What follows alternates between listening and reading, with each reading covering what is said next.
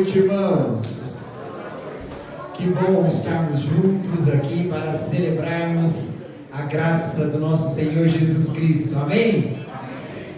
Graças a Deus. Queridos, alguns avisos rapidamente antes de iniciarmos o nosso momento de louvor e adoração ao nosso Deus.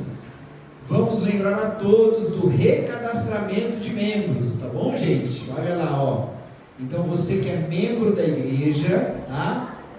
Venha na janela de meia hora antes do culto. Antes do horário do culto, né, Gilberto? Antes do horário do culto. Você, meia hora antes, ou seja, 15 para as 10 de manhã, até 10h15, e 6h30 à noite, até 7 horas, tá? Nesse período, a gente está com o pessoal ali na sala ali do gabinete, tá? Ali atrás, com as fichas para você preencher. Isso é para a nossa revisão de rol de membros, tá, gente? Para a gente manter atualizado, não ter problema de quórum nas assembleias, para ficar tudo certinho. E também para a gente atualizar contatos, tá bom?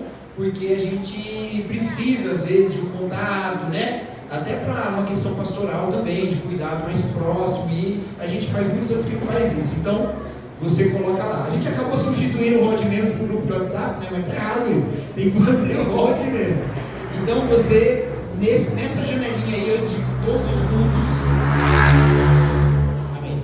Antes de todos os cultos, você vem fazer isso, tá bom? A partir dessa atualização, que vai durar 6 meses, segundo o que for decidido em assembleia, nós vamos sempre preencher essa ficha, sempre que entrar um novo membro na igreja, seja por batismo, carta, aclamação, a gente sempre vai preencher essa ficha. Então aí a gente vai manter mais atualizado, tá? Mas agora a gente está fazendo um grande esforço aí, que vai durar 6 meses. Então, se você ainda não fez o seu recadastramento para atualização do rol de membros, faça. E hoje não dá mais, porque já foi, mas faça no próximo domingo que você vier, tá bom? Outro aviso, dia 10 de maio, nós teremos o bazar aqui na igreja, tá? Começa às 8 horas e vai até meio-dia. O horário, pelo menos, eu lembrei. Começa às 8 horas e vai até meio-dia. Então, se você quiser trazer algum item aqui para contribuir com o bazar, faça isso. E se você quiser também vir ao bazar aqui para adquirir alguma coisa, porque é coisa de qualidade, gente, coisa boa, né? Então você vem aqui no sábado, dia 10 de maio, tá bom? Agora é o seguinte, presta atenção todo mundo, porque eu só tenho hoje para avisar isso. Quem está de manhã não precisa mais prestar atenção, mas quem não estava de manhã, presta, tá bom? Vocês estão prestando atenção? Carlão está prestando atenção, está prestando atenção? É que ele estava de manhã, gente, quem está de manhã já sabe. Ele ficou vermelho, tadinho. Desculpa. Pessoal, é o seguinte, quinta-feira é feriado. Fiquei esperando alguém falar glória a Deus. É só arriba. Quinta-feira é feriado, glória a Deus, né? E nós queremos aproveitar esse dia, esse feriado, que é um dos feriados mais gerais que a gente tem no Brasil, né? Quase todas as categorias param, né? No dia 1º de maio. A gente quer aproveitar esse dia para fazer um encontro de comunhão, tá bom? Então nós vamos no dia 10 de maio, dia 1º de maio, quinta-feira, nós teremos um encontro de comunhão lá na chácara da Denise, né, Denise? Lá na chácara, que é lá na direção da Fazenda Velha. É a Fazenda Velha ali já? Já é, né? Na direção da Fazenda Velha ali. Onde fica ali o Café Marias. Já todo mundo conhece o Café Marias, né, Gabi? Todo mundo sabe, né? Ali, tá bom? Então, quem quiser participar, a gente só tem de hoje até quinta-feira. E a gente quer os nomes pra gente, né, organizar tudo bonitinho. Então, quem está responsável por pegar os nomes é a Rio, aqui, tá bom? Então você fala com ela. Eu vou fazer também uma lista no grupo do WhatsApp, para quem não veio hoje, que é alguém que não veio nem de manhã nem de noite, eu vou botar uma lista lá no grupo também. Mas se você der um nome para Rio, não precisa preencher no grupo do WhatsApp. Ou se você não está no grupo, não precisa, tá bom? Você dá um nome para ela direto. Quem pode participar? Quem quiser, tá bom? Mas a ideia, segundo nos foi dada pelo Guto, que foi ele que teve essa ideia, não vou mandar para o dia agora de noite não, porque isso já está muito mentindo. Então, a ideia é para que nós criemos laços, conheçamos melhor, inclusive os nossos irmãos que estão chegando agora, porque bastante gente chegou nos últimos meses, né, e a gente quer conhecer mais, tá bom? Então a ideia é essa, tá? Então quinta-feira, 1º de maio, a partir das 10 horas da manhã. O que você vai levar? Você vai levar alguma coisa para assar na churrasqueira, que não seja o carvão. O carvão a gente vai levar, vamos levar por cima, não por baixo, né?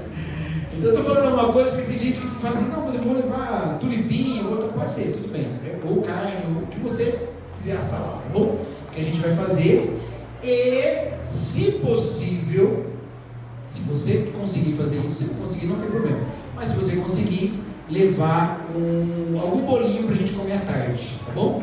No final da tarde, na hora de ir embora, a gente faz um cafezão ali, tá bom?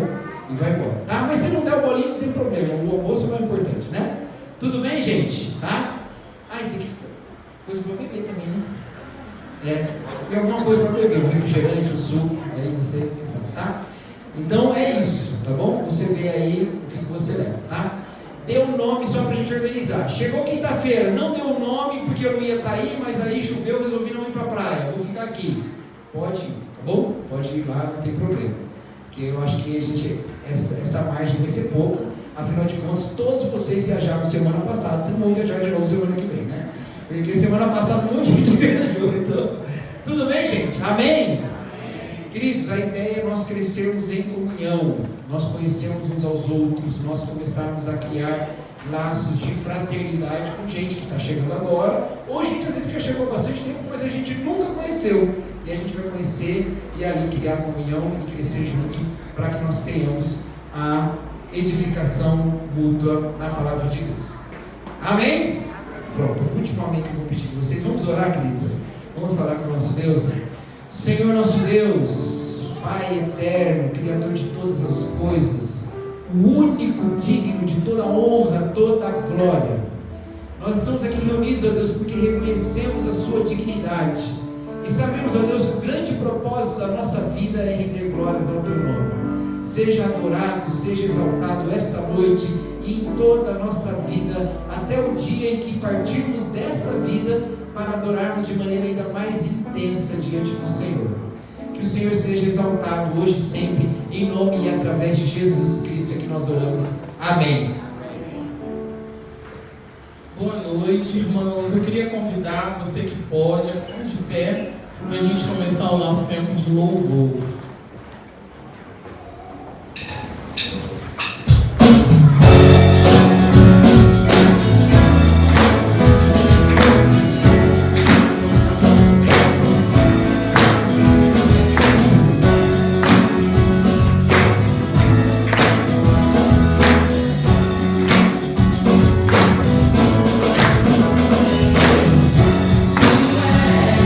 Minha porção.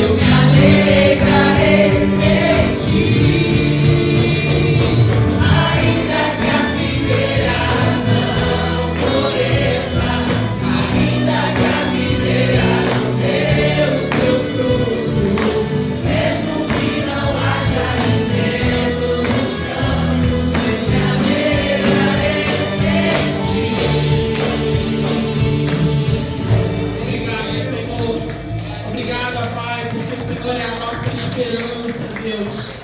Porque nós sabemos, Pai, que independente daquilo que aconteça, o Senhor é Rei, o Senhor é louvado, o Senhor é adorado, e nós queremos dar aleluias ao Teu santo nome, Pai.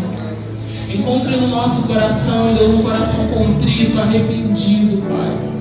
Quebranta o nosso coração, quebranta a nossa alma, Pai. Porque nós Te amamos e precisamos desse amor, Pai.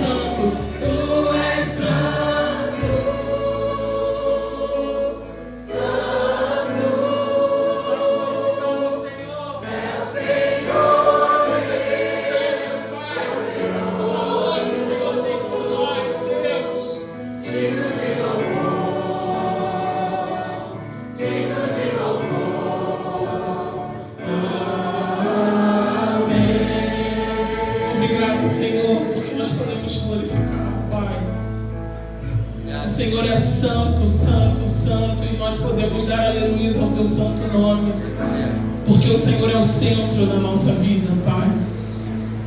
Que Jesus continue sendo o centro da nossa vida, da nossa igreja.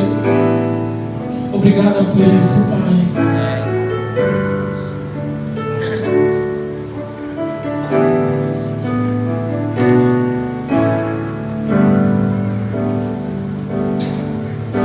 Jesus é o centro de tudo que há. Jesus é o centro de tudo que há.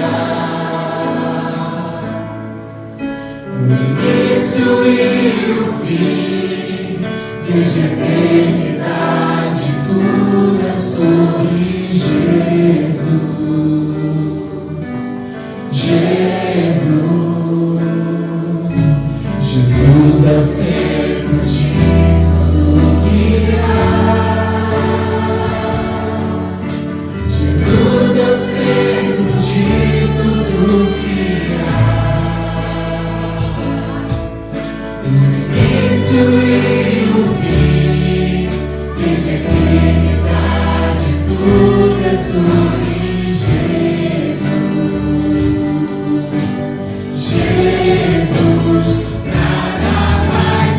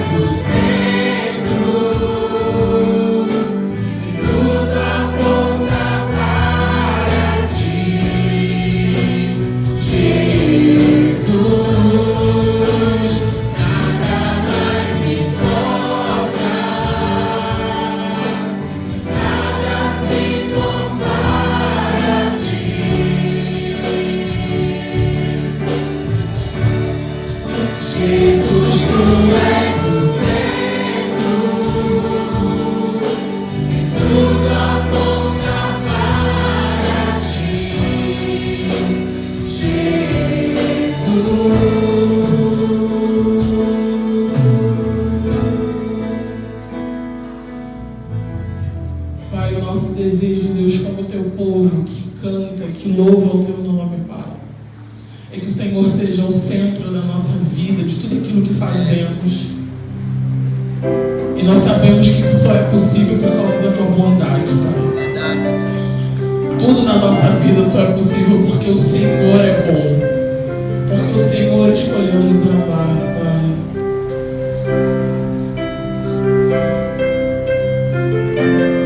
Obrigada por ter escolhido nos amar, Senhor.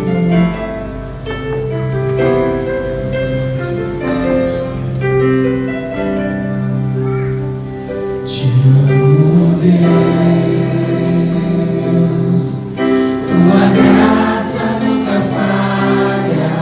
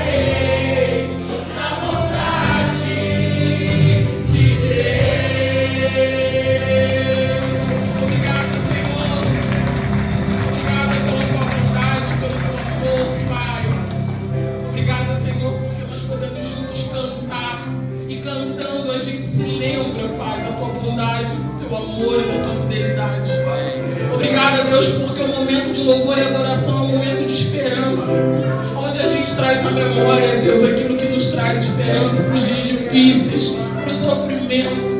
Onde a gente pode olhar para o lado e ver alguém cantando e lembrando que a gente não está sozinho, Deus. Obrigada, Pai, por todas as coisas que esse momento de louvor e adoração nos proporciona como igreja, Pai.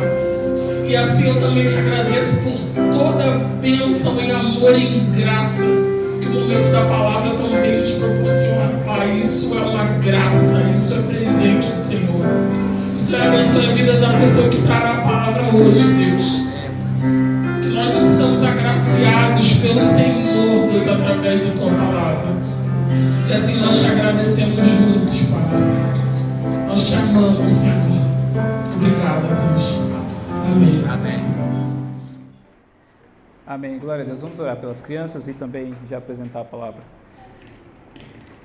Senhor, nós louvamos o Teu nome, a Tua bondade nos seguirá todos os dias da nossa vida, Senhor Jesus. Nós queremos sempre cantar da bondade do Senhor e proclamar a Tua bondade por meio da Tua palavra, Senhor Deus. Nós oramos mais uma vez, fala conosco por meio da Tua palavra e fala com cada um destes pequeninos, ó Deus, cada um na sua classe, usa a vida dos professores, aqueles que estarão proclamando a Tua palavra, que eles façam essa palavra entendível, ó Deus, mas para os pequenos, mas que o Espírito Santo fale mais e melhor ao coração das crianças e ao coração da Tua igreja, nós aqui, para a glória do Teu santo nome, Senhor, é o que nós oramos, em nome de Jesus, amém. Amém.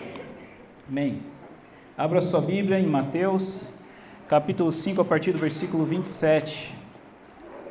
Mateus 5,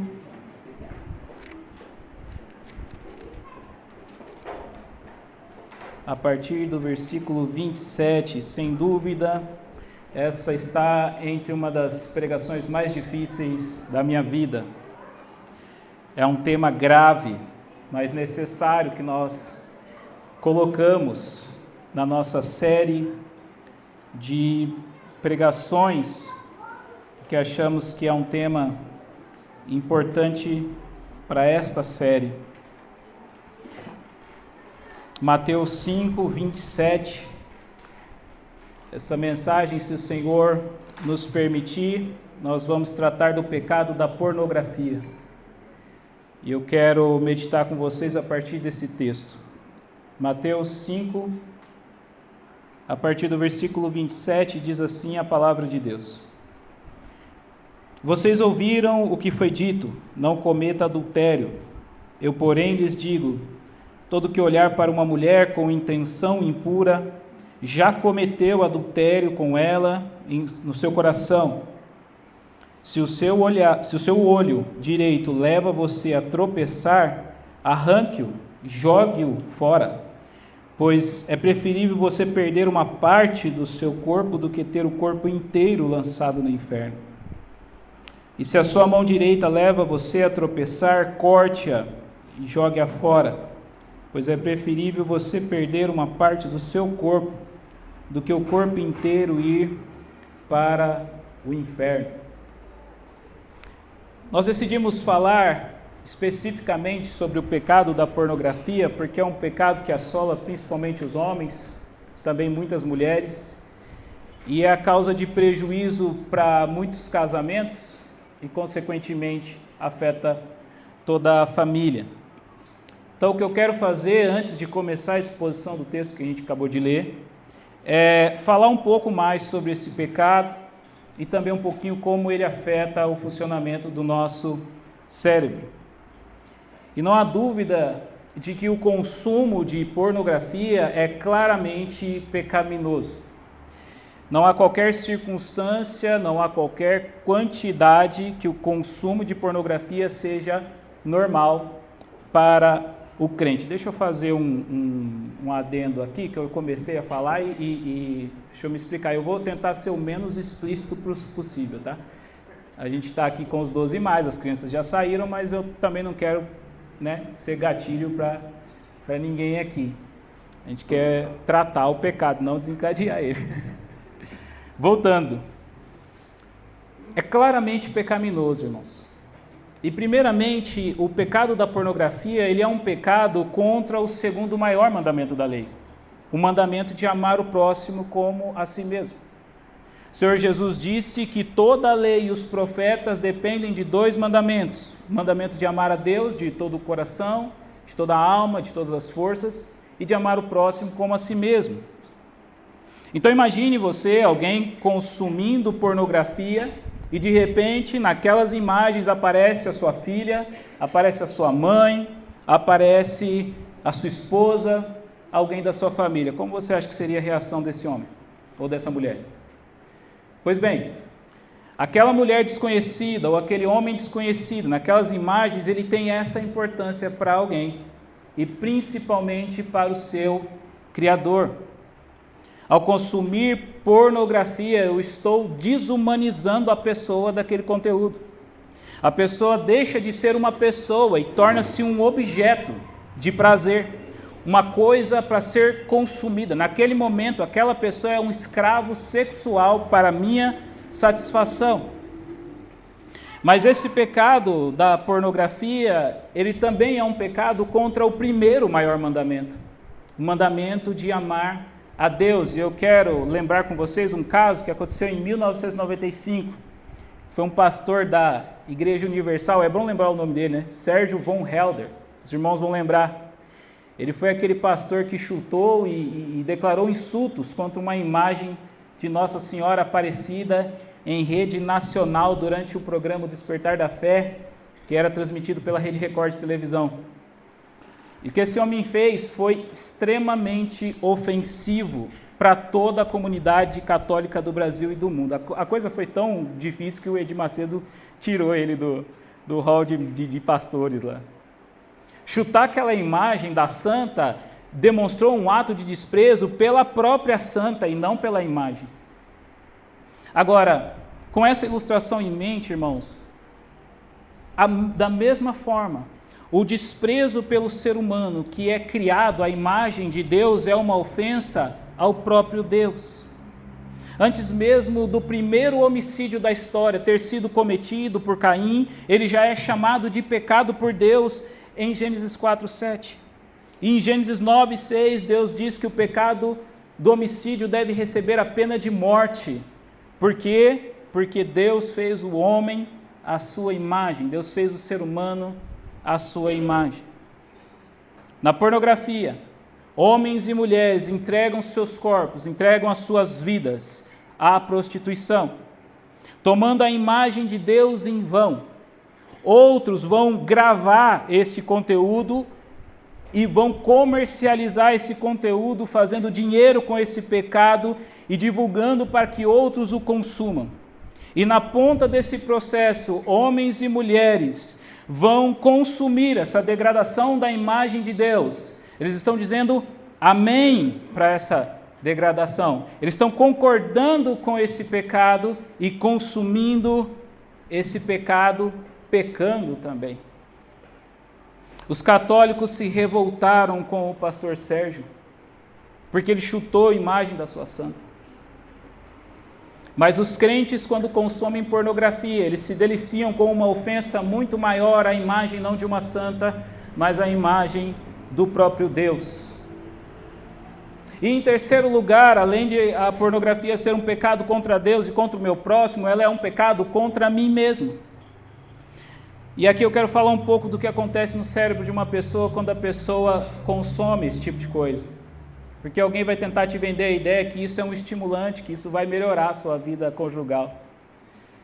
Quando alguém consome a pornografia, o cérebro dessa pessoa, ele libera uma quantidade muito elevada de um neurotransmissor chamado dopamina. A dopamina é o neurotransmissor do prazer e da motivação. Quando alguém me oferece uma xícara de café com açúcar, o meu cérebro libera dopamina e é o que me faz dizer, sim, eu quero. É uma mensagem na minha cabeça, café é bom, café me faz sentir bem, cafeína e açúcar. Então a dopamina, ela é um estimulante, é o mesmo neurotransmissor que faz eu desejar a minha esposa, que faz eu querer ter relações com ela. Mas assim como uma criança, que depois que experimenta o sorvete, ela não quer mais um macarrão, que ela também gosta. Mas entre o macarrão e o sorvete, eu quero o sorvete. essa dose elevada de dopamina que acontece no meu cérebro durante o consumo de pornografia, vai me levando, vai condicionando o meu cérebro a buscar mais por isso, me levando tanto ao vício na pornografia, como ao desinteresse pela relação normal com a minha esposa. Porque, tadinha, ela não vai conseguir competir com inúmeras imagens de inúmeras mulheres da internet. Não tem como. Isso pode chegar a um nível, como em qualquer vício, de me roubar o prazer que eu tenho em outros estímulos. Como, que eu já disse, tomar um café, praticar um esporte, uma conversa com amigos, brincar com os meus filhos. O mundo vai ficar cor cinza, sem cor, até que eu consuma aquele objeto de vício que libera a minha dopamina. Aquela alta dose de dopamina precisa ser liberada para que as coisas voltem a ter cor, para que eu volte a sentir prazer e satisfação em qualquer coisa. E além disso, sim, piora. Além disso, o nosso cérebro ele vai se acostumar com essa dose de dopamina. E vai iniciar um processo que nós chamamos de escalada, que é um processo de literalmente uma escalada dentro do próprio consumo. Assim como um viciado em drogas. Ele vai começar com maconha não vai adiantar mais, ele vai migrar para cocaína, ele vai começar com drogas cada vez mais fortes, e eu também, se estiver consumindo, eu vou querer imagens mais fortes. Aquelas imagens, entre aspas, comuns, já não vão mais ser estimulantes para mim, e eu vou querer outras imagens de outras coisas que eu vou tentar não citar aqui. E só Deus sabe aonde essa escalada pode chegar, o nível de bizarrice que eu posso estar metido. Porque o vício vai me fazer abrir mão dos meus princípios e dos meus valores, e me levar a comportamentos que eu mesmo repudio. Eu vou pecar contra os meus próprios princípios em busca do meu objeto de vício. E eu vou pecar contra mim, e vou pecar contra as pessoas que eu amo, da minha família. Então, meus irmãos, depois dessa longa introdução, eu quero olhar com vocês para esse texto que nós acabamos de ler e buscar nele sabedoria para nós vencermos esse pecado, que é o que nos interessa, amém? O que Jesus está fazendo aqui, então, no início do seu discipulado, no Sermão do Monte, é um aprofundamento da lei ao nível das intenções do coração. O profeta Jeremias já tinha profetizado que isso aconteceria, que a lei deixaria de estar cravada em tábuas de pedra, mas estaria cravada nos próprios corações das pessoas. E no primeiro momento pode parecer que Jesus está dificultando a obediência à lei. A obediência era fácil, agora está ficando mais difícil, é isso que Jesus está fazendo? Porque aquela lei do adultério, que parecia até então ter apenas a ver com intimidade física, agora ela está relacionada a um olhar desejoso. Acompanhe comigo aí na sua Bíblia. Jesus diz que se alguém olha para uma mulher para desejá-la, já adulterou em seu coração. E é importante esse para. Não é um olhar inocente, não é um olhar de admiração, é um olhar intencional. É um olhar que deseja aquilo que ele está vendo. Como Davi olhou para Batseba e desejou quando a viu tomando banho. Ele quis, tanto que depois mandou chamá-la. Então parece que aquele difícil caminho até a intimidade física extraconjugal, ele está sendo equiparado em culpa pelo Senhor Jesus a um simples olhar desejoso. Deixa eu falar melhor sobre isso. Eu não quero ensinar ninguém aqui a planejar um adultério. Mas para você cometer um adultério, é preciso você se relacionar com alguém. Você vai ter que ter um relacionamento com essa pessoa com quem você vai adulterar. Você vai precisar de um local, você vai precisar de um horário, você vai precisar ter um lugar privado para que isso seja feito, você vai precisar esconder as provas para não manchar a sua reputação. Mas para eu olhar uma mulher e desejá-la, basta ter o desejo e a mulher à vista, para que eu possa olhar ela, seja ela desconhecida ou desconhecida, conhecida ou desconhecida. Mas o que Jesus está fazendo aqui com esse aprofundamento da lei não é dificultar a lei, mas é livrar os seus discípulos e nós da ilusão de que nós somos bons cumpridores da lei, bons guardadores da lei. É isso que Jesus está fazendo.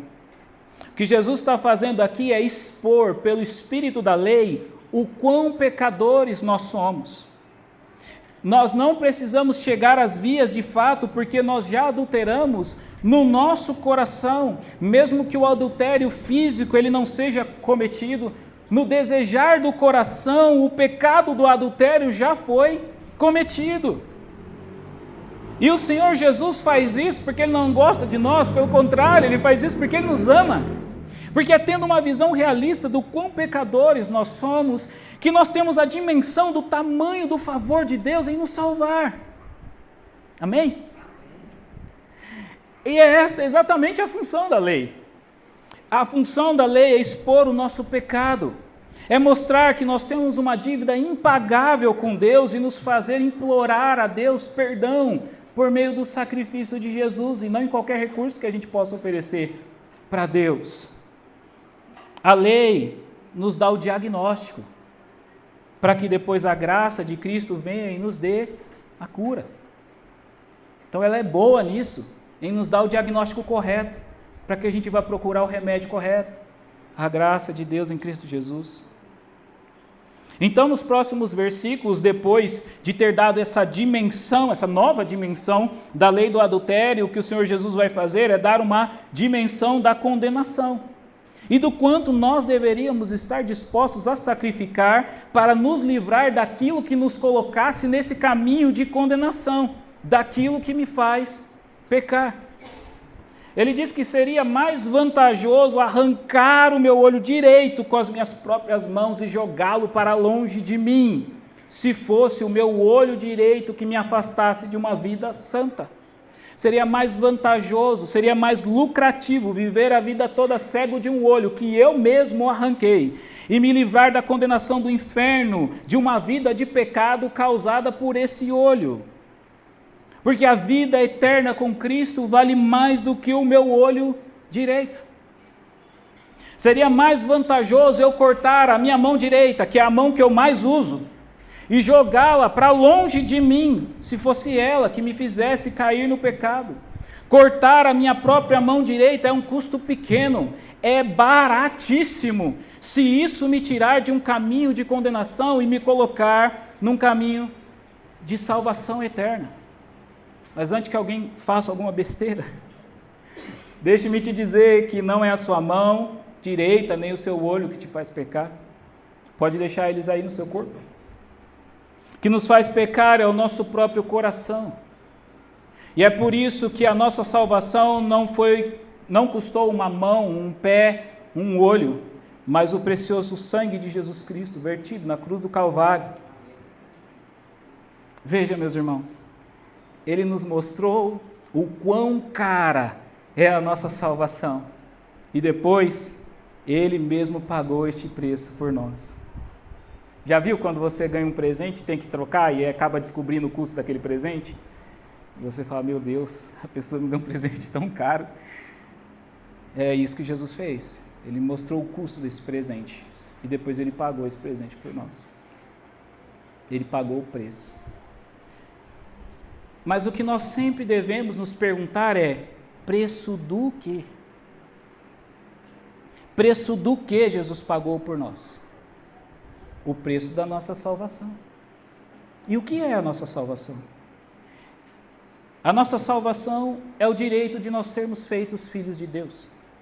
É o direito de sermos conformados ao Filho de Deus, Jesus, pelo Espírito Santo que habita em nós. A salvação é o direito de ser como Ele é. Este é o alvo da obra do Espírito Santo nas nossas vidas, na vida dos salvos. Não apenas te livrar da condenação do pecado, mas nos livrar do pecado, do poder do pecado que nos leva à condenação. Portanto, meus irmãos, preste atenção. Se a nossa salvação foi tão cara para o nosso Senhor Jesus, a quem nós estamos sendo conformados, ela não pode de forma alguma ser barata para nós. Vou dizer isso mais uma vez. Se a nossa salvação foi cara para o Senhor Jesus, que é o alvo da nossa santificação, ser como Ele, ela não pode ser barata para os salvos. Não pode. Se temos a mente de Cristo, aquilo que nós recebemos dele de graça, a nossa nova vida é extremamente cara para nós. Ela tem muito valor para nós. Valor que nada nessa vida pode se comparar. Valor que qualquer coisa que eu renuncie por amor a Cristo e por amor à sua obra em mim, é um custo pequeno se comparado àquilo que eu recebi. E aqui é com tristeza e com temor que eu digo que algumas pessoas, aqui nós chamamos de irmãos, só carregam o nome cristão porque isso não lhes custa nada. Porque não lhes custa 1 centavo da sua reputação, 1 centavo da sua vida, 1 centavo do seu tempo, 1 centavo de transformação. Eles só carregam o nome cristão porque é grátis, porque não tem custo nenhum. E eu fico imaginando então como é que será o céu, aonde a adoração é eterna e contínua, para aqueles que se dizem cristãos, mas não suportam 2 horas semanais do culto de adoração no domingo. Como será um lugar sem pecado para aqueles que amam o pecado? Faz sentido isso? Lembremos da pergunta que eu fiz agora há pouco. Custo do que Jesus pagou? O que é que Ele faz conosco quando nós somos salvos? Eles estão salvando do quê? Por outro lado, aqueles que lutam contra o pecado nessa vida, aqueles que amam o Senhor Jesus, aqueles que aguardam ansiosos por essa reunião da igreja local, para adoração coletiva, para cantar a bondade de Deus, estes amam a vinda do Senhor Jesus, eles não veem a hora. Estes não veem a hora de se verem livres da presença do pecado. Eles se emocionam só de pensar em ver Jesus, irmãos. Ver Jesus é o que o salvo mais quer. E passar a eternidade adorando-o e conhecendo-o mais e mais. Durante toda a história, cristãos deram sua vida por amor a Cristo. Eles não tiveram a sua vida por preciosa para poder ouvir de Cristo: muito bem, servo bom e fiel, você foi fiel no pouco e no muito, eu te colocarei, entra para o gozo do seu Senhor. Essa é aquela que a gente não ouve nenhum glória a Deus. Amém. Portanto, meus irmãos, com base nesse texto, eu quero destacar 3 coisas que vão nos ajudar na nossa luta contra o pecado. Amém? A gente quer lutar contra o pecado, irmãos. A gente quer ser parecido com o Senhor Jesus e o pecado nos atrapalha. A gente quer mais dele, a gente quer mais prazer. A gente não quer menos prazer. O prazer do pecado é menos prazer. A gente quer mais prazer, a gente não se contenta. O prazer do pecado é muito ruim. A gente quer o bom prazer. Em Cristo Jesus, o pecado nos atrapalha. Então deixa eu tirar 3 aplicações desse texto para a nossa luta contra o pecado.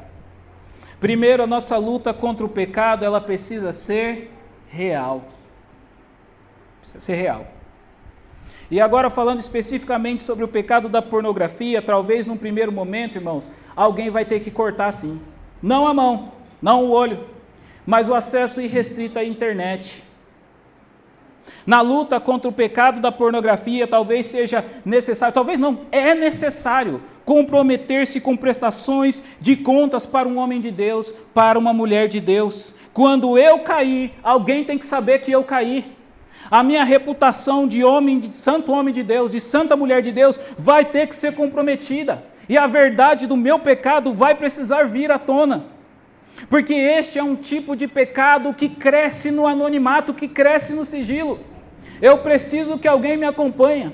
Eu preciso admitir o meu pecado para um homem de Deus, para uma mulher de Deus. Eu preciso cortar o acesso à internet. Eu preciso dizer: me ajude. Isso é uma luta real. Abra a mão do seu celular se for preciso. Vá trabalhar num local público se for necessário. Porque desfrutar da sua nova vida em Cristo vale esse custo. Poder obter vitória real contra o pecado, que já não tem mais poder sobre nós, vale qualquer investimento. Mas a maior batalha que nós vamos ter que enfrentarmos é a ausência dessa dose de dopamina no meu cérebro que já está acostumado com isso. A minha maior luta vai ser abstinência e tédio. Tédio. O tédio de ter perdido a minha sensibilidade e não mais conseguir encontrar prazer nas outras experiências da vida. Numa luta real, este tédio terá que ser enfrentado no poder do Espírito Santo. Até que pela graça de Deus, e não se engane, talvez com a ajuda de medicamentos, com a ajuda de terapia, com a ajuda de irmãos amados, eu volte a sentir prazer nessa vida abençoada que Deus já me deu e na esperança da glória que está por vir. Meus irmãos, quando a gente assiste uma luta na televisão, seja uma luta de boxe, uma luta de MMA, no final da luta os dois lutadores estão exaustos e cheios de hematomas. Tanto o lutador que perdeu quanto o que ganhou. Independente do resultado da luta, os dois lutaram uma luta real. Os dois lutaram para vencer. Apenas um venceu, mas os dois lutaram para valer. Lutaram para vencer. Onde estão os nossos hematomas? Deus é digno de que nós lutemos para vencer o pecado. Mesmo quando a gente cai. Deus é digno que a gente carregue a exaustão e os hematomas dessa luta contra o pecado. Deus é digno das nossas lágrimas de dor. Deus é digno, guarde isso, de que nós ofereçamos a Ele louvor em meio ao tédio. Louvor quando a luta do pecado te leva a crises ansiosas, depressivas. Deus é digno que você louve Ele nesse período da sua vida também. Precisa ser uma luta real.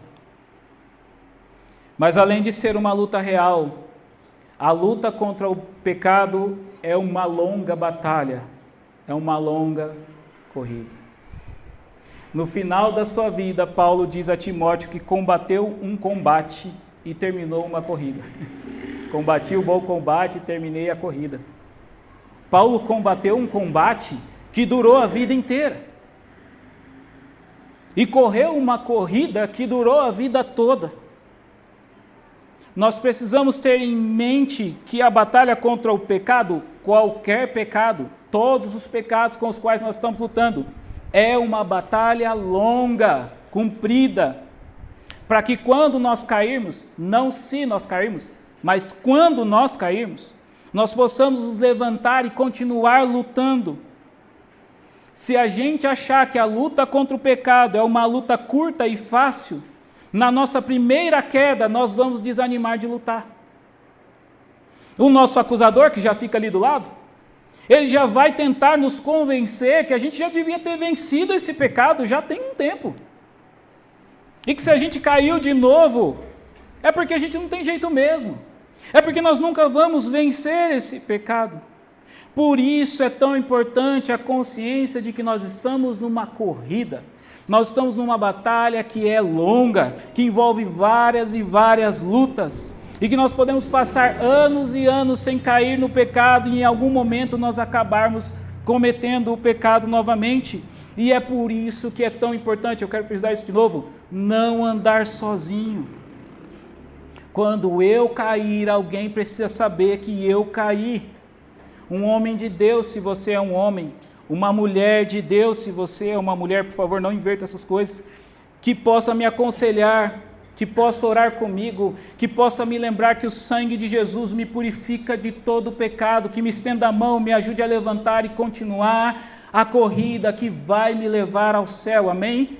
Que é uma corrida longa. Para aqueles que lutam uma luta real contra o pecado, é frustrante cair no erro. Mas mais uma vez, Deus é digno de que eu vá a Ele frustrado. Deus é digno da minha presença na presença dEle com as minhas frustrações. Deus é digno da nossa confiança nele. Deus é digno de que vamos a Ele com a verdade do nosso pecado, confiando na verdade da sua palavra. Deus é digno de que nós vamos a Ele com a verdade do nosso pecado, a verdade do que somos e do que fizemos, confiando na verdade da Sua palavra, de que Ele nos purifica de todo o pecado, de que nos perdoa de toda a injustiça. Quantas e quantas vezes forem necessárias nessa longa jornada da luta contra o pecado. E por fim, a nossa luta contra o pecado precisa ser lutada no poder do Espírito Santo. A luta contra o pecado precisa ser real. Você sabe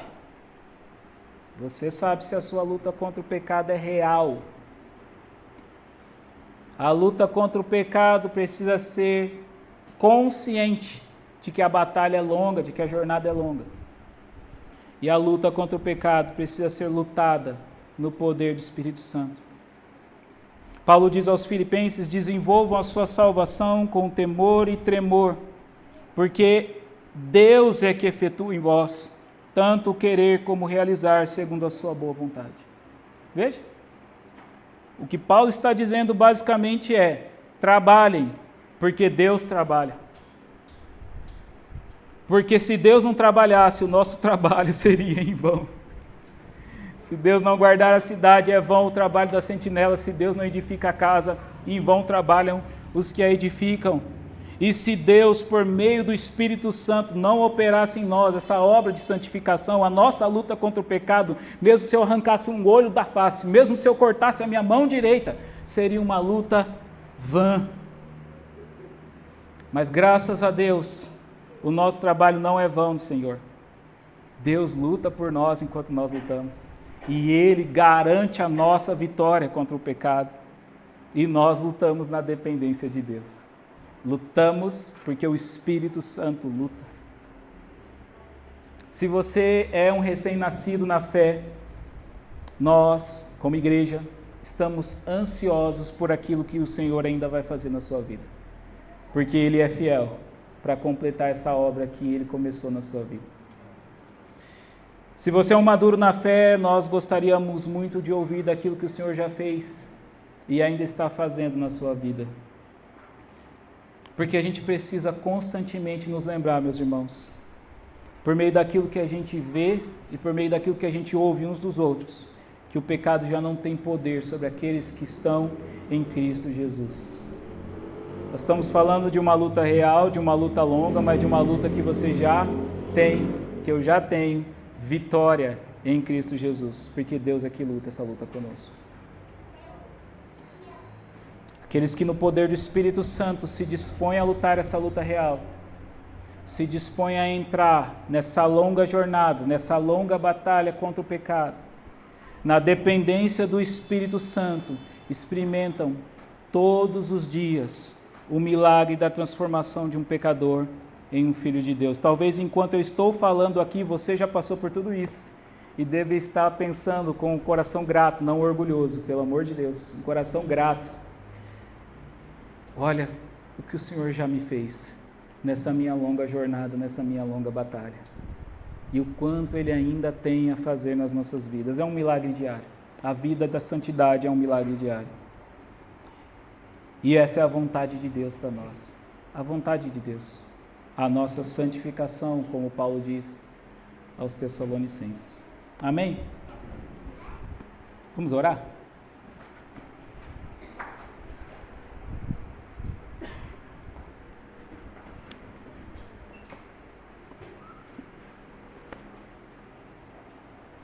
Senhor, obrigado. Obrigado pelo Evangelho comunicado para nós, Senhor Deus. Obrigado por nos livrar daquilo que nos afasta de Ti, Senhor Deus. Não cortamos as nossas mãos, não arrancamos os nossos olhos, porque o Senhor verteu o seu sangue na cruz. Porque o Senhor foi esbofeteado, zombado, cuspido, vestiu a coroa de espinhos, o manto púrpura, porque o Senhor suportou a longa dor da cruz. Nós somos livres para suportar a longa jornada da luta contra o pecado. E um dia, assim como o Senhor ressuscitou e está assentado à destra de Deus Pai, nós também ressuscitaremos. E sim, penduraremos as nossas espadas. Sim, despiremos da nossa armadura. E finalmente nos veremos completamente livres da presença do pecado. Depois de uma luta real, finalmente alcançaremos aquilo que não vemos hoje, mas que temos certeza que já está preparado para nós nos céus. Viver com Jesus até o fim das nossas vidas. Livra-nos de todo pecado. Livra-nos da pornografia. Livra os nossos casamentos. Que todos aqui, todos os cônjuges aqui, e os que não estão aqui, que faltaram, que não puderam estar, tenham um casamento abençoado. Tenham a sua vida conjugal preservada, feliz e prazerosa, mostrando assim o prazer do relacionamento de Cristo com a sua igreja, com o seu povo. Que o teu servo e a tua serva tenham muito prazer. Que este prazer, Pai, possa ser devolvido se ele já foi roubado.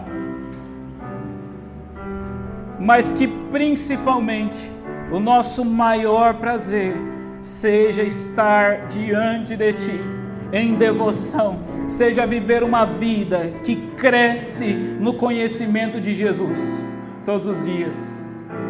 Cuida de nós, Senhor. Tua palavra diz, aquele que está em pé, cuide para que não caia. Ajuda-nos, Senhor, nós não queremos cair. A gente gosta tanto de estar na Tua presença. A gente gosta tanto de poder enxergar outros pecados que estavam escondidos e por causa do pecado do vício, a gente não conseguia perceber esses outros. Porque a gente percebe que está crescendo em santidade. Sim, é uma longa jornada, mas é uma montanha. Nós não estamos caminhando em linha reta, nós estamos subindo cada dia. Nós estamos mais perto de Jesus, nós somos mais maduros, nós estamos mais fortes contra o pecado. Porque não está na nossa força, a nossa vitória está na força que o Espírito Santo dá e o Senhor nos enche de capacidade. Por isso, Senhor, eu oro porque por mim mesmo, Deus, eu já caí. Por mim mesmo eu não tenho força nenhuma contra o pecado. Nenhum dos meus irmãos aqui, irmãs, tem. Mas no poder do Espírito Santo vencemos. No poder do Espírito Santo conseguimos uma vida de renúncia para um prazer muito maior do que qualquer outro prazer que a gente renuncie nessa vida. Fala mais, Senhor. Fala melhor a Tua igreja. Em nome de Jesus é o que oramos. Amém. Juliano fez um convite para que nós lutemos contra o pecado. Fez um convite que a palavra de Deus nos faz. Falta um pouco isso às vezes na nossa vida cristã. Um convite para entrar na arena. Um convite para ir para a guerra. A nossa guerra não é contra gente má fora daqui. Porque não é contra carne nem sangue. A nossa guerra é contra as forças dos principados e potestades celestiais que tentam nos dominar. E eu acredito que há nas nossas liturgias um valor de memória, de marcarmos compromisso. Eu quero te convidar a ficar de pé e nós vamos cantar essa canção que faz um compromisso com Deus. Eu não vou chamar ninguém aqui à frente, dada a natureza um tanto vergonhosa do pecado que foi combatido essa noite. Mas há tantos outros que você pode ter identificado, contra os quais você quer lutar, contra os quais que você sabe que deve lutar. E talvez na hora que o Juliano falou, tem marca para a reputação, tem marca para a nossa autoimagem, tem marca. Você fala, mas é justamente isso que eu não quero, é a marca. Mas ninguém entra no octógono sem o risco de sair marcado. Então a gente assume a batalha. E por isso a gente vai cantar uma coisa que a gente não cantaria com as nossas próprias forças. Eu jamais serei o mesmo. Ninguém pode falar isso aqui. mas a gente fala pela fé em Jesus Cristo, que faz novas todas as coisas. Amém? Então nós vamos cantar com essa coragem para enfrentarmos as lutas do pecado e vencermos com a honra e glória do nosso Senhor Jesus Cristo. E a luta é longa, e no meio a gente vai tomar uns socos na cara, mas a gente levanta e enfrenta, e carrega as marcas e vence pela palavra de Deus. Vamos cantar. Eu jamais serei o mesmo, a porta fechei, não volto atrás, a minha carreira completarei, e eu jamais serei o mesmo. Início mais uma vez, todos juntos. Eu jamais serei o mesmo, a porta fechei, não volto atrás, a minha carreira completarei, e eu jamais serei o mesmo. Como fogo arde em mim, Rio poderoso e nunca destrói as trevas, Senhor, destruindo as trevas, queima todo o mal e acende a chama e glorifica.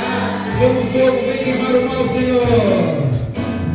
Como fogo arde em mim, Rio poderoso e nunca vi, destruindo as trevas, queima todo o mal e acende a chama e glorificar-te nas maiores alturas. Eu quero viver, Senhor, opera em mim a glória de Deus, enche o meu ser. A glória de Deus, jamais serei o mesmo, serei o mesmo, e eu jamais serei o mesmo, e eu jamais serei o mesmo.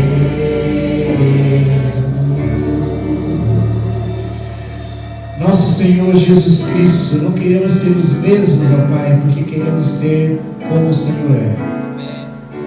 Toma os nossos olhos, ó Pai, para que olhemos como o Senhor olha para a Tua criação. Tome a nossa voz, ó Deus, para que falemos as palavras do Senhor. Tome as nossas mãos para que estendamos para auxiliar como o Senhor as estende para nós. E tome os nossos pés para nos levar para onde quer que o Senhor deseje.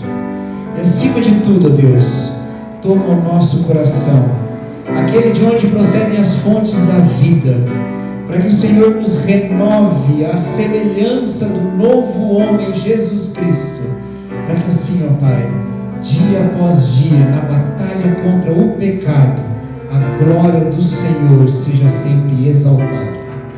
E que a graça do nosso Senhor Jesus Cristo, que expôs as trevas, a vergonha na cruz, o amor de Deus, o Pai, que não nos abandona e não desiste de nós, a comunhão, a consolação e a edificação do Espírito, e seja com todos aqui, e com todos aqueles que em Jesus Cristo já são mais que vencedores, hoje e para todos sempre, espalhados que estejam pela face da terra.